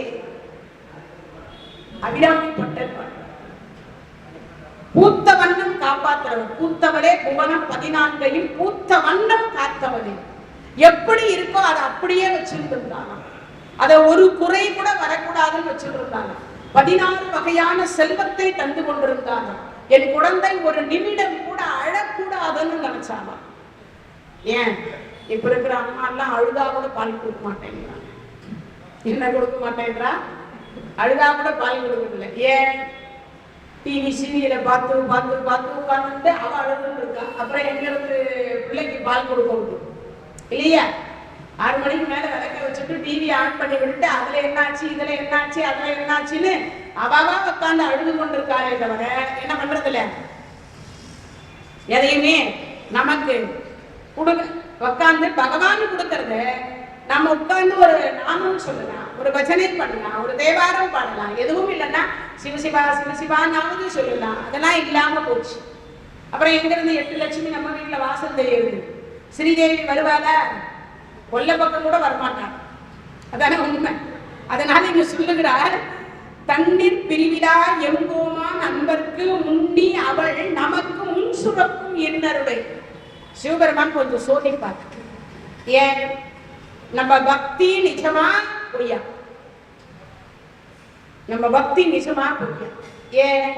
நாம தான் பொருளை வேண்டியில இறைவனை வணங்குறோம், அருளை வேண்டிய கேட்கிறோம். எல்லாம் பொருளுக்கு இச்சைத்துதானே. ஆசை கடலில் அகப்பட்டு அருளற்ற அந்த கண்கை பாசத்தில் அல்லன்பட இருந்தனை நின் பாசம் என்னும் பாசக்கமலம் தலைவேல் வழிய வைத்து ஆட்கொண்ட நேசத்தை என் சொல்வேன் ஈசர் பாதத்து நேரிடையே. ஆசை கடலில் அகப்பட்டு அருளற்ற அந்த கண் கைக்கு போறதுக்காக நம்ம எல்லாம் முயற்சி பண்ணிட்டு இருக்கோம். இறைவன் திருவருள் கிடைக்கணும்னு நம்ம நினைப்பதில்லை. என்னங்க நினைக்கிறதில்ல? இறைவன் திருவருள் நினைக்கிறதில்லை. எதை நினைக்கிறோம்? பொருளை இச்சிக்கிறோம். இறைவா உன் பரிபூர்ண திருவருள் போதும் கேட்கறதில்லையே. அதனால இங்க சொல்றார், இறைவன் கொஞ்சம் சோதிப்பார். ஏன் சோதிப்பார்? ஒவ்வொரு அடியாரும் 1000 வருஷம் தவம் பண்ணணும். பிரம்மா 1000 வருஷம் பண்ணியிருக்கார், நாராயணன் 1000 வருஷம் பண்ணியிருக்கார், சனீஸ்வர பகவான் 1000 வருஷம் பண்ணியிருக்கார், நவகிரகம் 1000 வருஷம் பண்ணியிருக்கு, சூரிய பகவான் 1000 வருஷம் பண்ணியிருக்கார், சந்திர பகவான் 1000 வருஷம் தவம் பண்ணியிருக்கார். பித்தா பிறை சூடி சொல்றோம் இல்லையா? அந்த சந்திர பகவான் 1000 வருஷம் தவம் பண்ணியதற்கு பிறகு திருமுடியில அந்த திருவருள் கொடுக்க 1000 வருஷம். அப்ப தவம் பண்ணணும் தானே. எது தவம்? காட்டுக்கு போய் உடம்பை சூடாக்கி வெளிநாட்டு வழியா அமுதத்தை எடுத்து உள்நாட்டு வழியா சாப்பிடுறதுக்கு பேர் மட்டும் தவம் கிடையாது. அப்ப எது தவம்? எது தவம்னா, எங்கெல்லாம் பஜனை நடக்குதோ அங்க உட்கார்ந்து கேட்கும், எங்கெல்லாம் சொற்பொழிவு நடக்குதோ அங்க உட்கார்ந்து, எங்கெல்லாம் பூஜை நடக்குதோ அங்கெல்லாம் உட்கார்ந்து பகவானை தரிசிக்க, எங்கெல்லாம் அங்கு கொடுக்கக்கூடிய விபூதி பிரசாதத்தை, தீர்த்த பிரசாதத்தை, இவ கொடுக்கக்கூடிய வில்வத்தை, துளசியை மனதார வாங்கி இது நமக்கு இறைவன் திருவருள் அப்படின்னு நினைக்கிறோம். ஆனா நாம் என்ன பண்றோம்? வாங்கி கோயில்ல வாங்கியதே கோயிலையே அங்கங்க செவத்துலயே கொட்டி கொட்டி விடும். அந்த விபூதி பாவம் வெயிட் ரொம்ப வீட்டுக்கு கொண்டே போகுது. என்ன பண்றதுல? வீட்டுக்கு கொண்டே போகிறது. இங்கேயே கொட்டிடணும். அப்புறம் உளுந்து உளுந்து சுவாமி கும்பிடுறோம். சுவாமி திருவருள் தரல, எங்க தருவ? பிரசாதம் வீட்டுக்கு போனாதானே, போறதே இல்லையே, அப்புறம் எங்க தருது? அதனால சொல்ற, இறைவனை காட்டிலும் இறைவி சீக்கிரமா வருவார். இறைவனை காட்டிலும் இறைவி சீக்கிரமா. 5 ஆண்டு காலம் அர்ஜுன பெருமான் தவம் இருந்தார். 5 ஆண்டு காலம் நாட்டை இழந்து, நகரத்தை இழந்து, பொண்ணை இழந்து, பொருளை இழந்து, எல்லாத்தையும் இழந்து, கடைசியா தம்பிங்களை வச்சு ஆடி தோத்து, தன்னையும் வச்சு தோத்து, மனைவியை வச்சு தோத்து, எல்லாத்தையும் தோத்ததற்கு பிறகு மொத்தமே தோத்துட்டார். மொத்தம் தோத்ததற்கு பிறகு 12 ஆண்டு கால வனவாசம், 1 ஆண்டு கால அந்நியாத வாசம் சொல்லி அமைச்சு வச்சுட்டார். 12 வருஷம் வனவாசத்துக்கு போன பொழுது வியாச பகவான் சொல்றார், அப்பா சிவபெருமான் கையில பாசுபதம் இருக்கு, வர இருக்கக்கூடிய யுத்தத்துல உங்களால வெல்ல முடியாது யார? எதிரியை. அதனால அந்த சிவபெருமான் கையில் இருக்கக்கூடிய பாசுபதம் உங்க கைக்கு வந்துட்டா நீங்கள் எதிரியை எளிமையாக வெல்லலாம். சொன்ன அடுத்த வினாடி தவத்துக்கு போங்கன்னு தர்மர் தான் முதல்ல புறப்பட்டார். தர்மர் சொன்னார், நீ போன அடுத்த வினாடியே பீமன் சண்டைக்கு போயிடுவான். அடுத்து பெரியவன் யாரு? பீமன். அவர் சீக்கிரமா சண்டைக்கு போயிடுவார். அவர் எப்ப சண்டைன்னு கேட்டு இருக்காங்க. அதனால வேண்டாம். பீமசேனர், இது காடு, நீ தான் வெட்டுறவங்களை வெட்டணும், குத்துறவங்களை குத்தணும், இங்க நீ இருந்தாதான் பலசாலி, இவங்களை பாதுகாக்கிறதுக்கு சொல்லாம சொன்னார் அர்ஜுனன். அப்போ உடம்பெல்லாம் போய் என்ன பண்ணார்? 7.5 கோடி ரோம துவாரங்கள் இருக்கிறோம் நம்ம உடம்புல. 7.5 கோடி ரோம துவாரம். அந்த உடம்பெல்லாம் விபூதியால் பூசிக்கொண்டு ஒரு காலை மடக்கி ஒரு காலை ஊற்றிக்கொண்டு மூக்கு வழியா போன பாம்பு வாய் வழியா வரும், வாய் வழியா போன பாம்பு மூக்கு வழியா வரும். அது கூட தெரியாத உட்கார்ந்து சிவாய நம என்று சிந்தி திருப்போர்க்கு அபாயம் ஒரு நாளும் இல்லை. 5 வருஷம். ஆனா சீக்கிரமா வந்தாரான்னா வரல. அப்போ பூ பறிக்க போன பெண்கள் பார்த்தாங்க. எங்க? அந்த கைலை மலையில ஒரு ஓரமா உட்கார்ந்து தவம் பண்ணி கொண்டிருக்கிறவங்கள பார்த்தாங்க. அங்க இருக்கக்கூடியவர்கள் கிட்ட கேட்டாங்க, இவர் எத்தனை வருஷமா தவம் பண்றாங்க? எரும மாடெல்லாம் போய் உடம்பு அறிவுக்கு அவரை சொரிஞ்சிட்டு போகும். அது மட்டும் இல்ல, புற்று மூடி இருக்கிறது. ஆனா சிவாய நம என்கின்ற வார்த்தை மட்டும் கேட்குது, ஆளே தெரியல. எங்க இருக்கிறார் அவர்? அம்மா, அவர் யாரும் இல்லை, அர்ஜுன பெருமான் ஆண்டவர்களே நடுவர், சிவனை வேண்டி தவம் இருக்கிறார் சொன்னாங்க.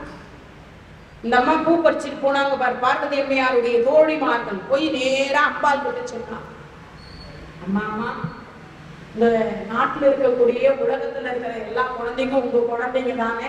ஆமா. அதுல என்னடி உங்களுக்கு சந்தேகம்? அப்ப பாண்டவர்களும் உங்க குழந்தைங்க தானே? ஆமா. நடுவரா இருக்கக்கூடிய அர்ஜுன பெருமான் உங்க குழந்தை தானே? ஆமா. அந்த குழந்தை 5 வருஷமா தவம் பண்ணிட்டு இருக்கு, புற்று மூடி இருக்கு, மூக்கு வழியா அரகம் குட்டி பாம்பு உள்ள போய் வாய் வழியா வருது.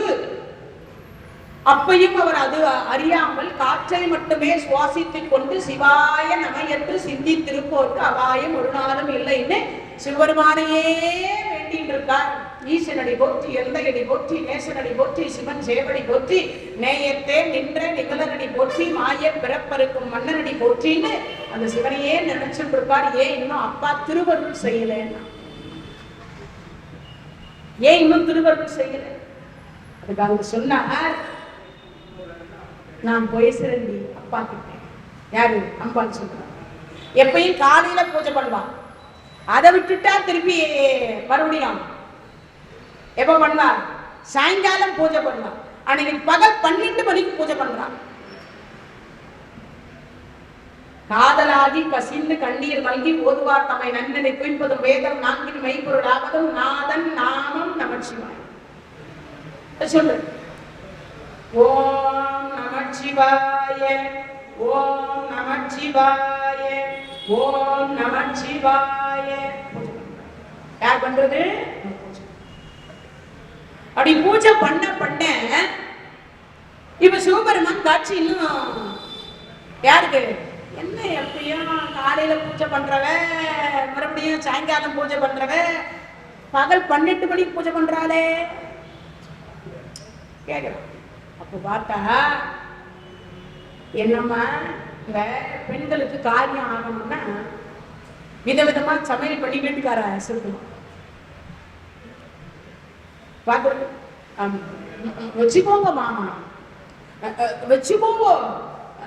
எதுல? புதினா சட்னியில, தேங்காய் சட்னியில, சாம்பார் வச்சிருக்கேன், பூரி வச்சிருக்கேன், பொங்கல் வச்சிருக்கேன். ஏன்டி ஒன்னே செய்ய மாட்டேன், இத்தனை செஞ்சு வச்சிருக்கேன்.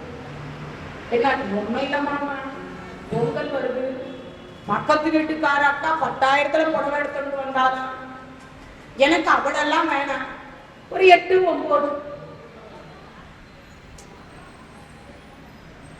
எது? ஒரு 8, 9. அது மட்டும் இல்லை, அவ 5 சவரத்துல அடிகை பண்ணி போட்டு இருக்கா. எனக்கு 5 எல்லாம் வேண்டாம், ஒரு 4, 4 முக்கால்.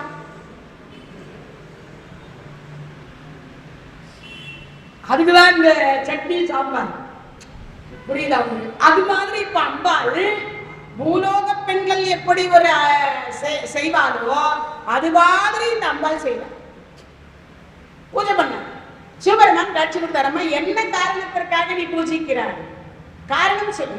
சுவாமி, நான் உங்கள் இடத்தில் ஒரு கேள்வி கேட்பேன். என்னம்மா கேள்வி? உனக்கு இல்லாத என் மனைவி இல்லவா, என் உடம்புலயே சரிபாதி கொடுத்திருக்கேன் இல்லவா, என்ன கேட்கணும் கேள்வி இல்ல. இந்த பூமியில இருக்க எல்லா குழந்தைகளும் நம்ம குழந்தைங்க தானே. ஆமா, அதுல என்ன சொல்றேன்? அந்த பாண்டவர்கள் நடுவரா இருக்கக்கூடிய அவனும் நம்ம குழந்தை தான். அவர் பேரு அர்ஜுன பெருமாள். 5 வருஷமா குழந்தை தபம் இருக்கா. எத்தனை வருஷம்? 5 வருஷம். ஏன் சுவாமி இன்னும் காட்சி கொடுக்கல? அதுக்கு நேரம் காலம் வர வேண்டாமா? என்ன வேண்டாம்? நேரம் காலம் வர வேண்டாமா? நேரம் காலம் எப்ப வரும்?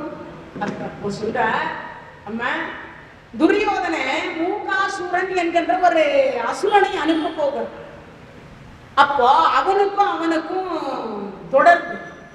அப்படி அவனை அனுப்புகிற பொழுது அந்த மூகாசுரன் இந்த அர்ஜுனனும் சிவனும் ஒன்றாக பானம் போட்டால்தான் அவன் இறப்பு வரும். அவன் இன்னும் அனுப்பல. அவன் அனுப்பினாதானே நான் புறப்பட முடியும். அவர் எப்ப அனுப்புவார்? அது வரைக்கும் குழந்தை உயிரோடு இருக்குமா இருக்காதா? சிவபெருமான் இன்னும் காட்சி கொடுக்கறதுக்கு அவர் புறப்படதான் இருக்கார். ஆனா இங்க சொல்லுகிற பொழுது சொல்றாரு என்ன? முன்னி அவள் நமக்கு முன் சுரக்கும் இன்னருளே. அதனாலதான் இறைவனுக்கே பேர் அம்மையப்பர்னு பேர் வச்சாங்க. இறைவனுக்கே பேரு அம்மையப்பர்னு வச்சுட்டா. ஏன் அம்மையப்பர்னு பேர் வச்சா? அம்மாதான் முதலில், அதுக்கு அடுத்துதான் எல்லாருக்குமே உண்டு. அதுக்கு அடுத்து எல்லாருக்கும் உண்டு. இங்க சொல்லும் பொழுது சொல்றார், முன்னி அவள் நமக்கு முன் சுரக்கும் இன்னருளே. அப்போ நமக்கு திருவருளை சீக்கிரமா கொடுன்னு பிராட்டியார் இடத்துல யாரு? சிவபெருமான் பிராட்டியார் சொல்லுவான். அதே மாதிரிதான் யாரு? ஸ்ரீதேவி, பூதேவி, லீலாதேவி. சுவாமி குழப்பெல்லாம் சுவாமி குழந்தை ரொம்ப கஷ்டப்படுதான். அதே மாதிரிதான் முருகப்பெருமான். தெய்வ யானை அமைதியா இருந்தாலும் வள்ளியம் பிராட்டி சொல்லுவாங்க. என்ன சொல்லுவாங்க? குழந்தை ரொம்ப கஷ்டப்படும், சீக்கிரமா போ. ஏன்? முருகர் 10 ரூபாய் கொடுக்கணும் பாருங்க. வள்ளியம் பிராட்டி சொல்லுவாங்க, விற்கிற வலுவாசியில 10 ரூபாய் எங்க 10 ரூபாய்? ஒரு 10,000 ரூபாய். என்ன சொல்றார்? 10,000. அப்போ முன்னவள் நமக்கு முன் சுரக்கும் இன்னருடைய அர்ச்சின பெருமானாக இருக்கக்கூடியவருக்கு சுரப்பதற்காக அவள் சொல்லுகிறாள். என்ன சொல்றாள்? சுவாமி சீக்கிரம் வாங்க போலாம். எப்ப நேரம் வரும்? அந்த நேரம் எப்பொழுது வரும்? அது வரைக்கும் குழந்தை உயிரோடு இருக்க வேண்டும் அல்லவா? காற்றை மட்டுமே சுவாசித்துக் கொண்டு குழந்தை தவம் இருக்கின்றான். குழந்தைக்கு ஆபத்து வராதா? அப்பதான் துரியோதன அந்த மூகாசுரனை அனுப்புறான். என்னைக்கே சொல்லுவாங்க, சிவ பூஜையில அது நுழைந்தது பன்றி. பன்றின்னு சொன்னா கொஞ்சம் அசிங்கமா இருக்கு. இறைவனோடு ஒப்பிடுறோம் இல்லையா? சிவ பூஜை சிவனோடு ஒப்பிடுகிற பொழுது பன்றின்னு சொன்னா அது கொஞ்சம் அசிங்கம். பன்றின்னு சொன்னா அது கொஞ்சம் என்னவா இருக்கும்? கீழ்த்தனமான ஒரு எண்ணத்துல போயிடும். அதனால சிவ பூஜையில கரடி நுழைந்தாற் போல அப்படின்னு சொல்லுவாங்க. பன்றி என்பது மாறியது அந்த இடத்துல. ஏன் மாறியதுன்னா, சிவனை ஒப்பிட்டு சொல்லுகிற பொழுது பன்றியை சேர்க்கக்கூடாது. ஏன்? பன்றி நல்ல உணவை உண்ணாது என்பதனால அந்த வார்த்தையை சொல்லப்பட்டது. இப்ப கரடி நுழைந்ததுன்றாங்கல்ல. இப்போ அர்ஜுன பெருமானை கொல்லும் பொருட்டு மூகாசுரனை அனுப்புகிற பொழுது அந்த மூகாசுரன் கொல்லும் பொருட்டு ஆணு பாய்கிற பொழுது சிவபெருமான் இங்க சொல்றாரு, புறப்படு புறப்படு புறப்படுன்னு. யாரு புறப்படுன்னா? அம்மாவை. அந்த அம்மா பார்த்தா பொங்கலுக்கு 1 லட்சம் ரூபாய் பட்டு புடவை எடுத்து கொடுத்துருக்காரேன்னு உடுத்திட்டு தங்க நகை வயிறு நகை எல்லாத்தையும் போட்டு புறப்பட்டான். சிவபெருமானை பார்த்தா வேஷம் மாறி இருக்கு. வேடுவன் வேஷம். என்ன வேஷம்? வேடுவன் வேஷம். இப்படி திரும்பி பார்த்தார். பார்த்த உடனே சொன்னார், என்னம்மா சுவாமி, என்ன இது?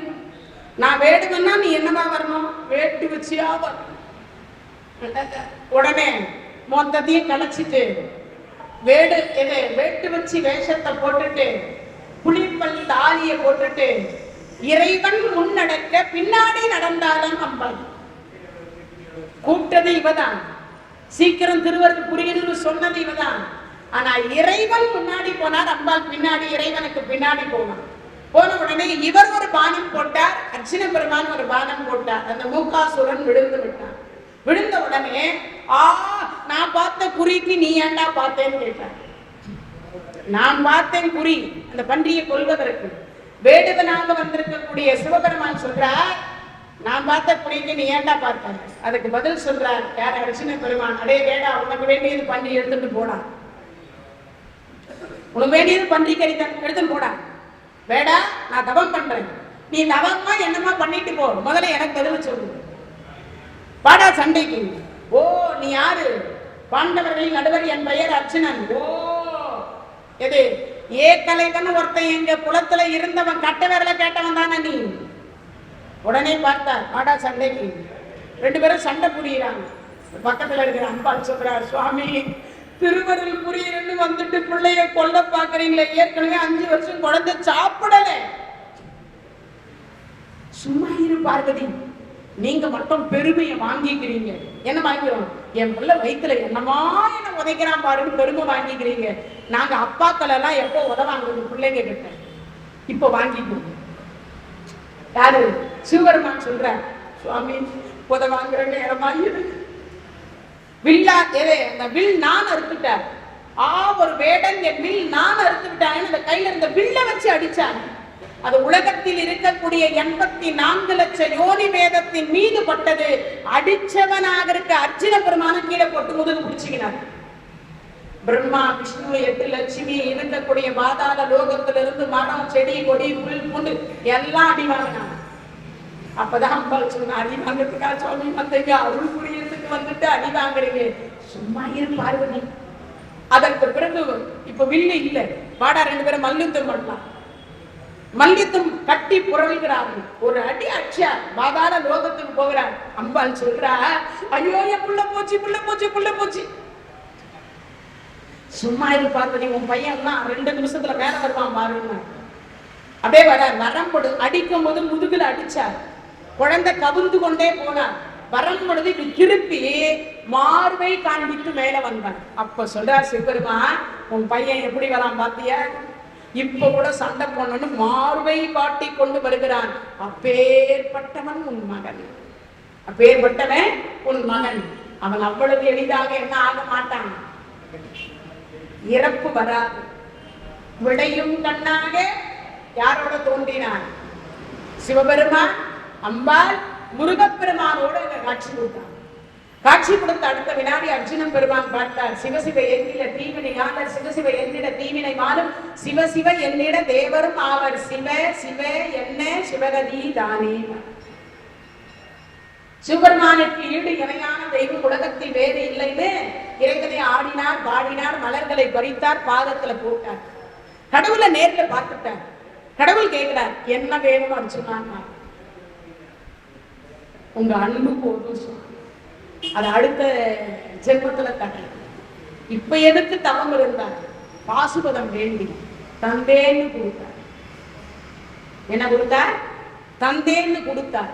அப்போ அம்பாள் சொல்லதான் அர்ஜுன பெருமானுக்கு இன்னருளை சுரப்பதற்காக, திருவருளை தருவதற்காக, பாசுபதத்தை தருவதற்காக இறைவன் சிவபெருமான் புறப்பட்டு போனார். இங்க மாணிக்க வாசக பெருமான் சொல்றார், முன்னி அவள் நமக்கும் உன் சுரக்கும் இன்னருளே. அப்ப எவ்வளவு கருணை உடையவள் அம்பாள் என்பதை பார்க்கணும். கருணை எவ்வளவு இருக்குன்னு பாருங்க. அப்ப இங்க சொல்லுகிற பொழுது சொல்றார், முன்னி அவள் நமக்கு முன் சுரக்கும் இன்னருளே. இப்ப பாசுபதம் சிவபெருமான் கொடுத்தார். கொடுத்த அடுத்த வினாடி 33 கோடி தேவர்களும் கொண்டு வந்து தங்கள் ஆயுதத்தை கொடுத்தார். 33 கோடி ஆயுதம் கொடுத்தான். ஒரு தேவர்களுக்கு ஒரு ஆயுதம். அவ்வளவு ஆயுதமும் கொடுத்தான். அவ்வளவு ஆயுதத்தையும் அர்ஜுன பெருமான் வாங்கினார். அதுக்கு காரணகர்த்தா யாரான்னு கேட்டா அம்பா. அதுக்கு காரணகர்த்தா அம்பாதாக இருந்தான். ஏன்? அதனாலதான் அம்மை அப்பன். அம்மாதான் முதல்ல. அதனாலதான் மாதா பிதா குரு தெய்வம். முதல்ல இருக்கிறது அம்மா. அதை சொல்லுகிற பொழுது சொல்றார், தண்டில் பிரிவிழா எங்கோமான் அன்பர்க்கு முன்னி அவள் நமக்கும் முன் சுரக்கும் இன்னருளே. அப்போ நம்ம ஒவ்வொரு முறையும் கேட்கிற பொழுதுலாம் நமக்காக இறைவனிடத்துல பிரார்த்தியார் சொல்லுவாராம், சுவாமி சீக்கிரமா அந்த குழந்தைக்கு இன்னொருவரை கொடுத்துட்டான், சீக்கிரமா அந்த குழந்தைக்கு நலம் பெறும், சீக்கிரமா அந்த குழந்தை எல்லா சௌகரியத்தோடு, சீக்கிரமா அந்த குழந்தைக்கு முக்தி தரலாம், சீக்கிரமா அந்த குழந்தைக்கு திருமணம் ஆகட்டும், சீக்கிரமா அந்த குழந்தைக்கு குழந்தை பாக்கியம் உண்டாகட்டும், சீக்கிரமாக அந்த குழந்தையினுடைய நோய் தீரட்டும். யார் சொல்லுவா? பக்கத்துல நேரம் கிடைக்கிற பொழுதெல்லாம் அம்பாள் சொல்லுவார். என்ன சொல்லுவார்? அம்பாள் சொல்லுவார். அதனால முன்னி கடலில் சுருக்கி எழுந்துடையால் என்ன திகழ்ந்தெம்மை ஆளுடையால் இட்டிடையன் மிண்டி பொழிந்தெம் பிராட்டி திருவடி மேல் பொன்னம் சிலம்பில் சிலம்பி திருப்புருவம் என்ன சிலை குலவி நந்தம்மை ஆளுடையால் தண்ணீர் பிரிவிழா எங்கோமா நண்பர்க்கு முன்னி அவள் நமக்கும், நமக்குன்னு அவர் சொல்ல, நமக்கும் அப்படின்னா என்ன அர்த்தம்? 3 காலத்தையும் ஏற்கனவே இப்போ நாளை எல்லாத்தையும் சேர்த்து சொல்லுவோம். முன் சுரக்கும் இன்னருளே.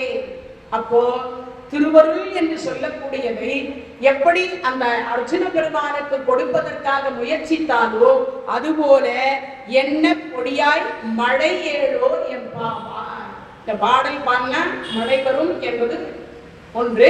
இன்னொன்று, நாம இந்த பாடல் பாடினா நமக்கு கங்கையில குளிச்ச ஒரு புண்ணியம் கிடைக்கும். என்ன புண்ணியம்? கங்கையில குளிச்சா என்ன புண்ணியம் கிடைக்குமோ அந்த புண்ணியம் கிடைக்கக்கூடிய ஒரு சிறப்பு நமக்கு உண்டு.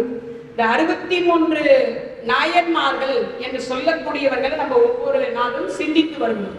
அதுல ஏனாதிநாதர் அப்படின்னு ஒரு நாதர், ஏனாதிநாதர் ரொம்ப ரொம்ப அற்புதமானவர். ஏனாதிநாதயனார் அப்படின்னு சொல்லக்கூடிய ஏனாதிநாத நாயனார் சோழ நாட்டில் இருக்கக்கூடிய எயினூர் அப்படின்னு சொல்லக்கூடிய ஒரு ஊர்ல அவதாரம் பண்றார். அவரு சோழ மன்னர்கள்ல அவர் திருநீற்றை பூசிக்கொண்டு அங்கிருக்கக்கூடிய மன்னர்களுடைய படையில வாள் வித்தை கற்றுக் கொடுப்பார். வித்தை கற்றுக் கொடுக்கக்கூடியவர். வாள்ல சண்டை போடுவாங்க இல்லையா, அந்த சண்டை பயிற்சியை கற்றுக் கொடுக்கக்கூடிய ஒரு பிரான். அப்போ ஒவ்வொரு நாளும் இதை கற்றுக் கொடுக்கிறார். எல்லா வாள் சண்டை வீரர்களுக்கு கற்றுக் கொடுக்கிறார்.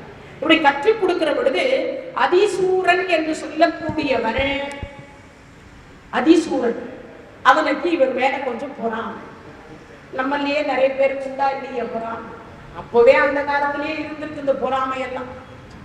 எப்போ? அந்த காலத்திலேயே இந்த பொறாமை என்பது இருந்துதான் இருக்கிறது. அழுக்காறு என்று சொல்லக்கூடிய பொறாமை கொண்ட அந்த அதிசூரன் என்று சொல்லக்கூடியவன் இவர்கிட்ட வழிய போய் சொல்றான், நீங்க வாள் சண்டையில பெரியவரா, நான் வாள் சண்டையில பெரியவரா, 2 பேரும் சண்டை போடணும். வழிய போய் அதுக்கு அவர் சொன்னார், பார்ப்போம் இவர்களுடைய படை அவர்களுடைய படை 2 மோதுது. கடைசியில அதிசூரன் தோற்கிறார். ஏன் தோற்கிறார்? அவரிடத்தில் என்ன இல்லை? ஒழுக்கம் இல்லை. ஒழுக்கம் விழுப்பம் தரலாம், ஒழுக்கம் உயிரினும் ஓம்பப்படும். இன்னொன்று, இறைவன் திருவருளை நம்பவில்லை. பொறாமை குணம் இருந்ததுனால இறைவன் கிட்ட போக, அதனால என்ன பண்றார்? தோல்வி அடைந்தார். தோல்வி அடைந்த அடுத்த வினாடி பார்த்தார், போய் நம்ம இப்படி தோத்து விட்டோமே, என்ன செய்யலாம்? சூழ்ச்சி பண்றார். இப்போ ஒரு தூதுவனை விடுறார். அவர் நான் 2 பேர், இப்ப படையெல்லாம் யாரும் கிடையாது, இருவரும் மோதி பார்ப்போம், இந்த இடத்திற்கு அவரை வர சொல்லுங்க. ஏனாதிநாதரும் அங்க போகிறார். போனா இவர் என்ன பண்றார்? உடம்பெல்லாம் விபூதி பூசிவிட்டார். யாரு? இந்த அதிசூரன் உடம்பெல்லாம் விபூதி பூசிவிட்டார். உடம்பெல்லாம் விபூதி பூசினா அவரை இவர் எதிர்க்க மாட்டார். அவன் என்ன பண்ணிட்டான்? யாரோ மாதிரி முகத்தை மூடி கொண்டு வந்தான். இவர்கிட்ட சண்டை போடுகிற பொழுது இவருக்கு தெரியல முதல்ல யாரு. உடம்பெல்லாம் மூடிட்டு முதல் விபூதி தரித்திருப்பது தெரியாத சண்டை ஓங்குகிற பொழுது இவர் வாள் ஓங்கும் பொழுது அப்ப இவன் உடம்புல போட்டிருந்த அந்த ஆடை முழுவதையும் எடுத்தான். உடம்பு முழுவதும் விபூதி என்று சொல்லக்கூடிய திருநீற்றால் அவன் அணிந்திருந்தான். பார்த்த அடுத்த உடனே இவர் சிவன் என்று கருதி தன் இடையில் இருக்கக்கூடிய வாளை கீழே போட்டார். யாரு? ஏனாதி நாயனார் கீழே போட்டார். அப்படி போட்ட அடுத்த வினாடி அவன் கூண்டு விடையும் கண்ணாக சிவபெருமான் காட்சி கொடுத்தார். விடையும் கண்ணாக ஏனாதிநாதருக்கு சிவபெருமான் காட்சி கொடுத்தார். அப்பா, வெந்நீரு என்று சொல்லக்கூடிய திருநீற்றை அணிந்திருக்கக்கூடியவர் வெட்டினாலும் பரவாயில்லை என்று உன் இன்னுயிரை நீ விட்டாயல்லவா, அதனால் நீயும் என் நாயன்மார்களில் ஒருவராக இருந்து கணநாதர் என்கின்றது சிவகணங்களில் நீயும் ஒருவராக இரு, என் திருவடி கீழ் என்று சொல்லி சிவபெருமான் கைலாயத்திற்கு அழைத்து சென்றார். அப்பேற்பட்டவர் ஏனாதிநாதர். விபூதி தரித்தவர்களை பார்த்தா நாம எல்லாம் கூட சிவா வணக்கம் அப்படின்னு சொல்லுவோம், முருகா வணக்கம் அப்படின்னு சொல்லுவான். அப்பேற்பட்ட ஒரு சிறப்புக்கு உரிய ஒரு பெருமான் அப்படின்னா 63 நாயன்மார்கள் இந்த ஏனாதிநாதரும் ஒருவராக திகழ்ந்தார். விபூதிக்கு யாரெல்லாம் மரியாதை கொடுத்தாங்கன்னு நம்ம இந்த வரலாற்றுகள்ல பார்க்கணும். அப்போ நாமெல்லாம் எவ்வளவு அந்த திருநீற்றுக்கு மரியாதை தர வேண்டும் என்பதும் இதிலிருந்து நமக்கு தெரிந்து கொள்வதற்கு ஒரு அரிய வாய்ப்பாக கிடைத்திருக்கிறது. இதுவரைக்கும் 14 நாள்ல ஒரு நாள் தவிர்த்து 13 நாள் திருப்பாவை திருவெண்பாவை என்று சொல்லக்கூடிய தொடர் சொற்பொழிவு அடியார் பெருமக்கள் அனைவரும் கேட்டு மகிழ்ந்து இந்த சிறப்பு நிகழ்ச்சியை ஏற்பாடு செய்து கொடுத்த ஆலயத்தினுடைய நம்ம தலைவரையா அவர்களுக்கும் பொருளாளர் செயலாளர் சிவாச்சாரியார்கள் பட்டாச்சாரியார்கள் இங்கு வந்து இந்த நிகழ்ச்சிக்கெல்லாம் மற்றும் அலங்காரம் அன்னதானம் மற்றும் இருக்கக்கூடியதற்கெல்லாம் உபயம் செய்தவர்கள் அனைத்து அடியார் பெருமக்களுக்கும் கலையாத கல்வியும் குறையாத வயதுபோல் கபடு வாராத நட்பும் கன்றாத மனமையும் குன்றாத இளமையும் கழு பிணி இல்லாத உடலும் சரியாத மனமும் அன்பகலாத மனைவியும் தவறாத சட்டானமும் தாராத கீர்த்தியும் மாறாத வார்த்தையும் தடைகள் வாராத உடையும் குறையாத நினைவும் போனாத போரும் ஒரு துன்பம் இல்லாத வாழ்வும் துய்யனின் பாதத்தில் அன்பும் உதவி பெரிய தொண்டரோடு கூட்டு கண்டாய் அலையாடி அறிவீரும் ஆயிரது தங்கையே ஆதிக்கடக்கூடிய வாழ்வே அமுதீசர் ஒருபாக மகனாக சுகமானியே அருள்வாமியே அபிராமியே. இந்த 16 வகையான செல்வமும் கிடைத்து நோயற்ற வாழ்வும் குறைவற்ற செல்வமும் பெற வேண்டும் என்று சொல்லி எல்லாம் வல்ல இறைவியை வேண்டி பிரார்த்தித்துக் கொண்டு மீண்டும் நல்லதொரு சந்தர்ப்பத்தில் உங்கள் அனைவரையும் சந்திப்பேன் என்று போய் விடைபெறுகின்றேன். நன்றி, வணக்கம். தென்னாடுடைய சிவனே போற்றி, எந்நாட்டவர்க்கும் இறைவ போற்றி, வெற்றிவேல் முருகனுக்கு அரோகரா. நன்றி, வணக்கம்.